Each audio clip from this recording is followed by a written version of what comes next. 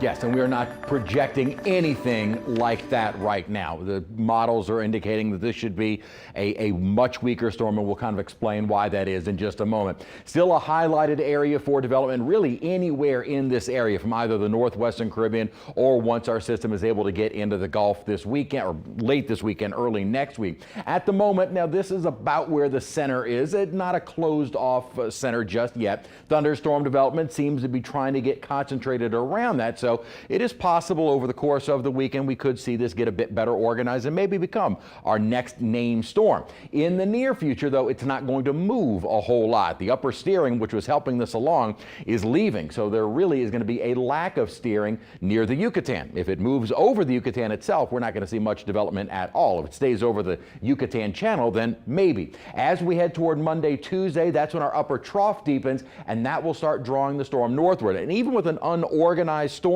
this is pretty good model consistency, keeping it in the eastern Gulf and moreover somewhere in Florida, whether or not it's the Big Bend or the West Coast or maybe even the Panhandle. This is pretty good model agreement.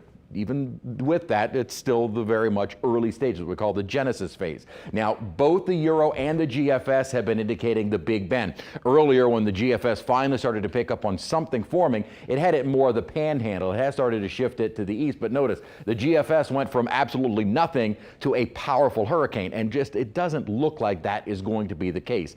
Here is the near-term steering. None. The upper low that's helping it along is moving into Mexico. We will start to see the upper trough deepen, and as it does deepen south, that's what starts picking up the storm and moving it possibly then along the east coast, whether inland or just offshore. We'll also at the same time later in the week watch this upper low develop. That's good for us. It may start to increase our rain chances once again. On water vapor, you can kind of see the steering currents or lack thereof moving into Mexico, but also notice that there is some wind shear across the Gulf as well as drier air.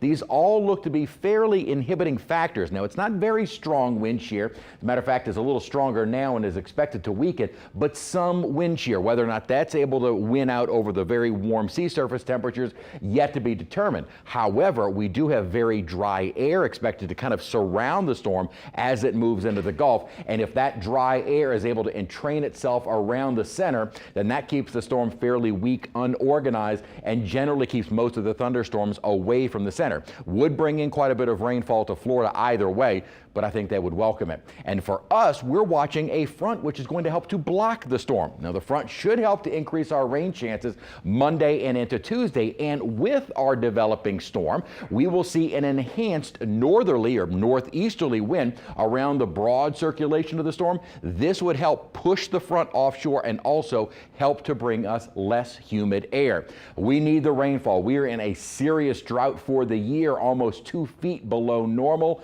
and our drought monitor continues to worsen every week.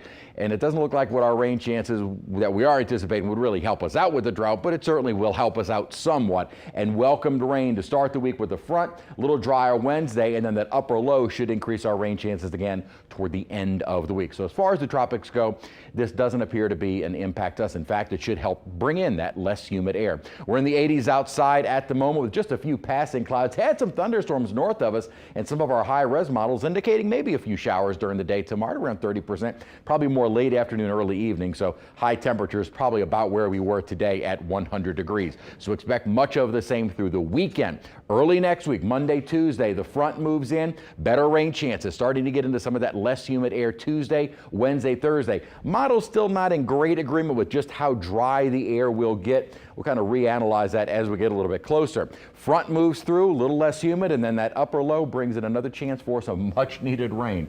A much different week next week. I've never been more excited to see 92 degrees. It'll feel cool.